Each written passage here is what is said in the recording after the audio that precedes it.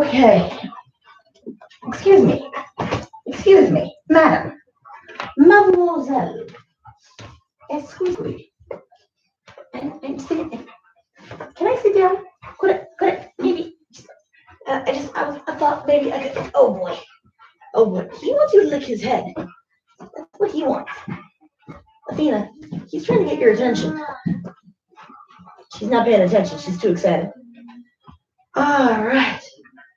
He wants you to lick his head. That's what he wants. No? Okay, fine. All right. Well, hello, everyone. He's fresh from a bath. So he's trying to get her to lick his head. So tonight, we are going to read. Get that all twisty. There you go. Cutie patootie. There you go. So nice and cozy, right? I know. All right. So tonight's selection for reading is How Do You Say Today, Jessie Bear? The Boss Baby. And tonight's the last night of the series. I know I said the last night, but I found this one. The First Easter. So we're going to read those. And we've been abandoned. Wait. Oh, no. Just kidding. Which of these would you like to read first? Boss Baby? Oh my God. Seems perfect. The Boss Baby. Is he filthy? Oh, he's just so filthy. I know. So who even does that, right? I know. You gotta clean that little boy. I know. All right, the Boss Baby. From the moment the baby arrived, it was obvious that he was the boss. He put Mom and Dad on a round-the-clock schedule with no time off. And then he set up his office right smack dab in the middle of the house. I know, Mom's hair is a hot mess. She needs to wash her hair. I'll do that tomorrow.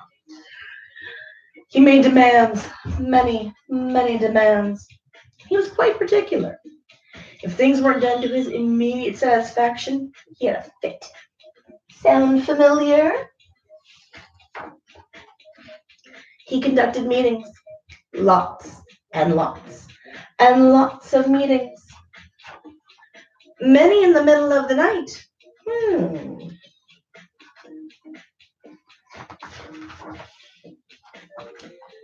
The funky thing was, he never ever said a single word that made any sense at all. But that didn't stop him. As boss, he was entitled to plenty of perks. There was the lounge, the spa, and the executive gym. There were drinks made to order 24/7, and of course, the private jet, which is truly the best part of the drawings in this book. There's the private jet. I love the arms in the air.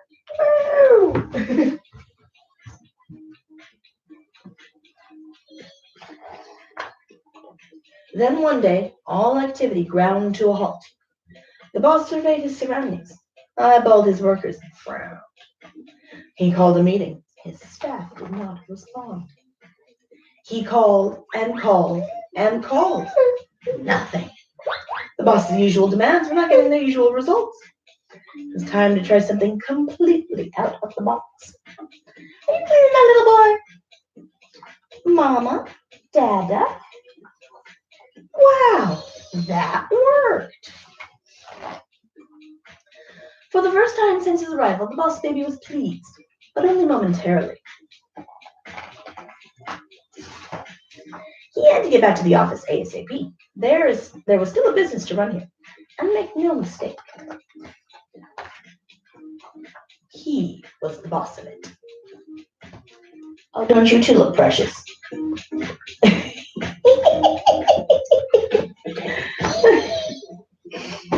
You cleaning my little boy? If he gets so filthy, I know. Shampoo and conditioner. What was I even thinking?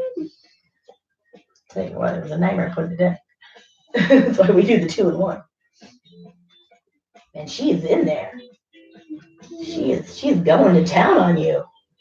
You could not be happier. All right. Which one do you want to hear next? The first Easter? Okay, good choice. All right. Jesus had warned the disciples that one day he would be arrested and put to death. Now his words were coming true. Pilate had given in to the demands of the crowd and ordered that Jesus should be crucified. Jesus was whipped and then tormented by his guards. They had heard that Jesus called himself a king, so they dressed him in a purple robe and pretended to bow before him. One of the soldiers even made a pretend crown from thorn branches. The crown was pushed hard onto Jesus' head until the sharp thorns pierced his skin. And the soldiers beat Jesus and spat at him. When they had tired of their fun, the soldiers ordered Jesus and 2 other prisoners, who were also to be crucified, to pick up and carry a heavy wooden beam. These were the cross pieces to which each man's hands would be nailed. In the early morning, the little procession of prisoners and guards set out for Golgotha, the place of execution. This was a hill a little way outside the city gates, whose name meant the place of the skull. Jesus was so weak from his trial and the whipping that he could hardly carry the beam. The officer in charge of the guards ordered a member of the crowd, an African called Simon, who was visiting Jerusalem for Passover, to carry it for him. By this time, many people in the crowd had stopped shouting at Jesus. They began to remember all the good things he had done. Some even cried when they saw him bleeding and weak.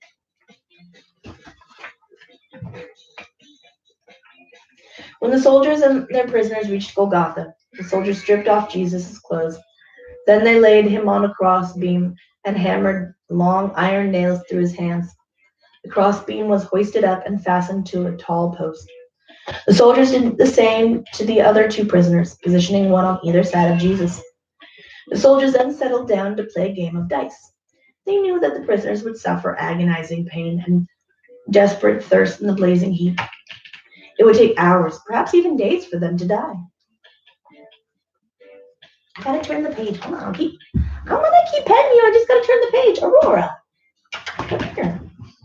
I'm gonna keep petting you. Jesus watched the soldiers. Forgive them, Father, he whispered. They don't realize what they are doing. Over Jesus' head, the soldiers had put a notice which read, "This is Jesus, the King of the Jews." When one of the other prisoners saw this, he spoke. "If you are the Son of God," he said to Jesus bitterly, "why don't you get down from your cross?" "Don't say that," said the other prisoner. "We deserve our punishment. But this man has done nothing wrong." Then he turned to Jesus and said, Remember me when you become king. "You will be with me in heaven today," promised Jesus. A small crowd had remained at the foot of the cross. Some of the people mocked Jesus, but among them were many of Jesus' friends. They could hardly bear to watch his pain, but they hoped that by being close to him, they would give him comfort. Jesus looked down and saw his mother and his friend John, the brother of James. "Look after my mother," he whispered to John. Then he looked at his mother and went on, "John will be your son now." At noon, when the day should have been brightest, it became dark as night. During the darkness, Jesus gave a terrible cry. Soon after, he cried again, "It is finished." His head sank forward. He gasped the words, "Father, into your hands I give my spirit." Then he died. 2 of Jesus' friends, a rich citizen called Joseph of Arimathea and a religious leader called Nicodemus, were given permission by Pilate to give Jesus a proper burial. The 2 men took Jesus' body down from the cross. They washed it, wrapped it in fine linen cloth scented with myrrh, and laid it gently in a nearby tomb, which had recently been dug in preparation for Joseph's own burial. They rolled a huge stone over the entrance. The next day was the Sabbath, when no Jews did any work. Jesus' friends spent the day mourning for him. One of them, Mary Magdalene, to whom Jesus had been very kind, wanted to put perfume and expensive spice on his body. At dawn on the following day, the first Easter Sunday, Mary and a friend went to the tomb. To their surprise, they found that the huge stone that blocked the entrance had been rolled away. They peeked timidly inside the tomb. There was no sign of Jesus' body. The two women ran to find Peter and John. "Come quickly," they gasped. "Someone has stolen Jesus' body." Peter and John rushed to the tomb, but all they found were the clothes in which Jesus' body had been wrapped. When Peter and John left, Mary stayed in the garden crying quietly. Suddenly she looked up, startled. A figure was standing behind her. "Did you take Jesus' body?" asked Mary, for she thought this man must be the gardener. "Mary," said a familiar voice. Mary looked up in amazement. It was Jesus. Mary threw her arms around Jesus and hugged him. "Run and tell my friends that I am on my way to be with my Father in heaven," said Jesus gently.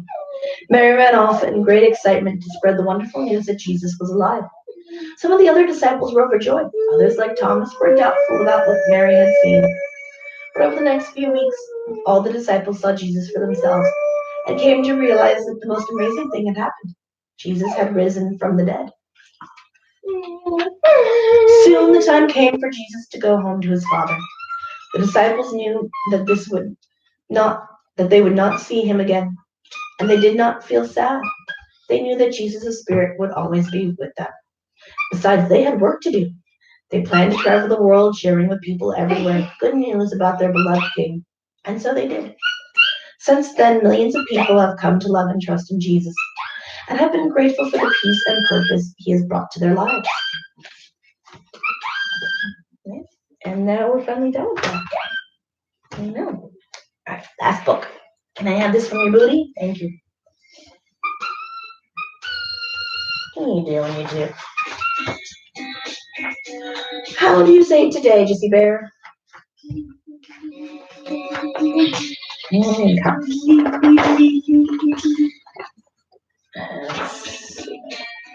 Skip the page. Give me the first purge book. Here we go. How do you say it today, Jessie Bear? How do you say it today? In January, with whistles and cheers, it's a happy new year. I say it with horns today. Order. Being weird. Order. In February, with squiggles and lines on my Valentine's, I say it with hearts today. In March, with colors that fly, long tails in the sky, I say it with kites today.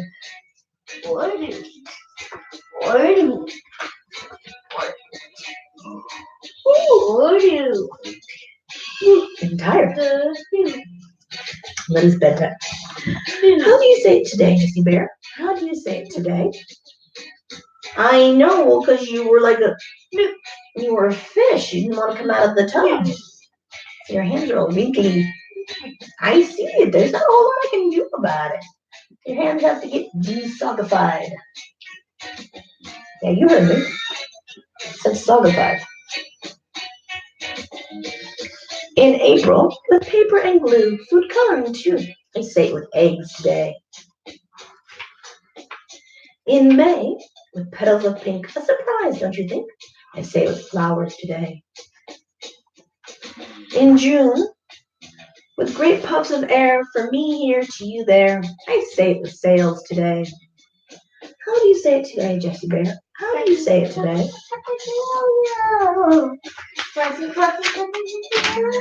In July, flags that I wave as bands pass in parade, they say it with stars today.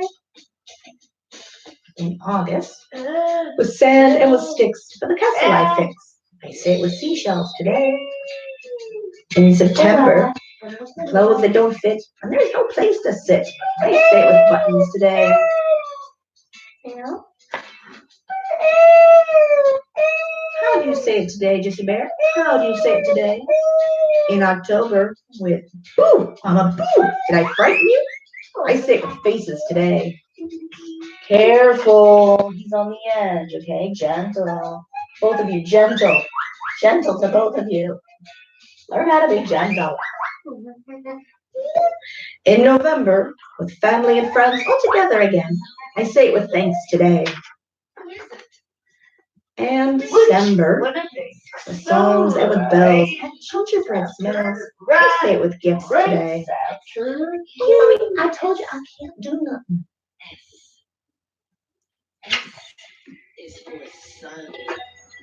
You just gotta let your fingers dry out. Huh?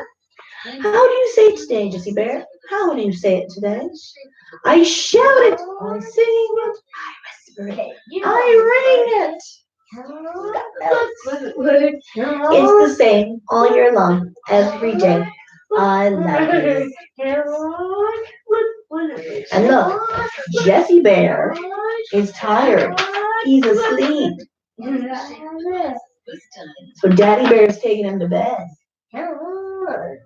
Looks like you're putting Athena to bed. Is that what we're doing? Are we putting you to bed? Oh, is this your bed? Oh no! Oh, precious. No, you're not like your older brother. Oh, sweet girl. Okay. Well, hey, excuse me. Oh, you're so precious. You're so precious. I know. You two deserve each other. You know that? Oh, okay. So, my knee. Too cold. What's going on, my knee? It's too cold. Anyway. Well, that was a few minutes shorter than the 20 minutes that you're supposed to read every night for school, but we've been doing long nights too, so I think it'll average out. I think we'll be okay. Oh my gosh. All right, guys. We will see you all tomorrow. Bye.